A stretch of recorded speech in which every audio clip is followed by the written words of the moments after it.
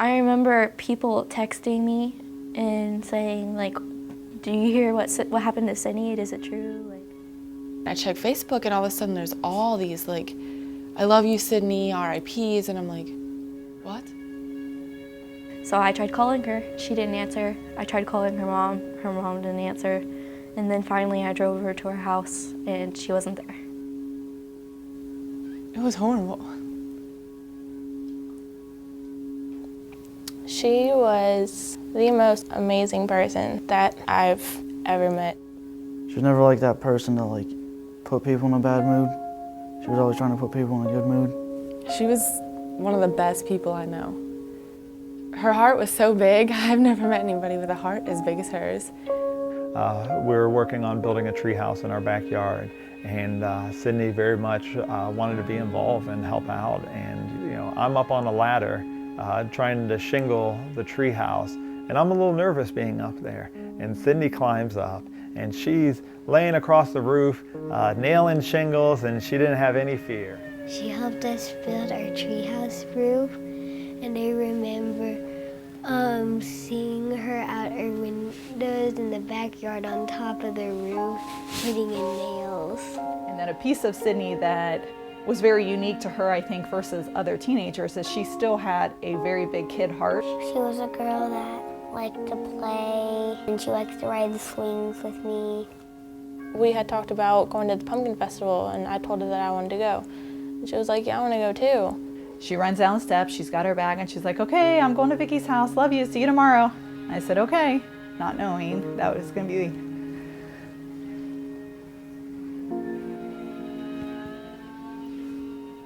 The last time she ever spoke to me.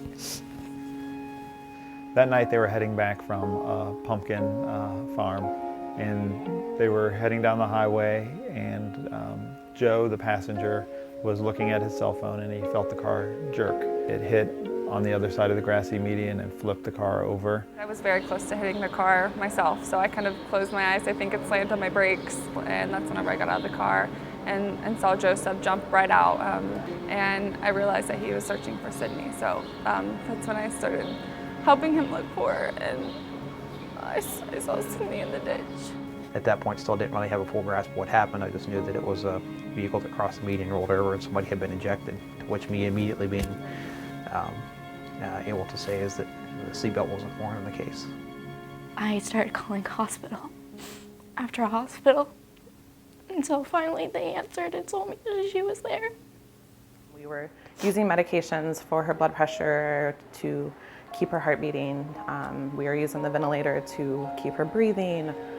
We finally made it to the emergency room, and when the highway patrol people showed up and he said she was ejected from the vehicle, she wasn't wearing her seatbelt.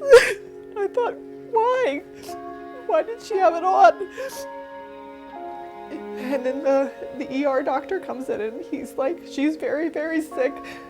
She hit her head, and we're gonna try to take the swelling out, but where she was hit, it's very unlikely that we're gonna be able to do anything for her. And then her mom answered the phone at the hospital and told me to come up because she wasn't gonna make it and to come say goodbye.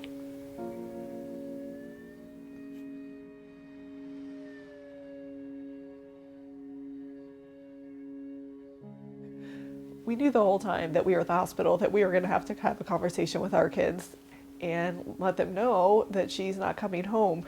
And it was almost like hearing it again, because you're experiencing their brand new grief.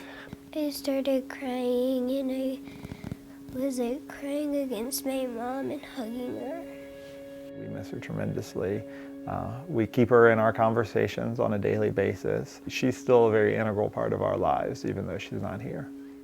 I miss having fun with her. I miss being friends with her and playing elephants and a lot of stuff like that. There were still a lot of unanswered questions of why. A bunch of cops came over and started asking me a bunch of questions like, where were you going, what happened, why did you swerve off the road? And I was just like, I saw that when we were going off the road, she threw her phone. Start putting everything together and realizing that this is a texting and driving crash. We were able to specifically say it was texting and not anything else.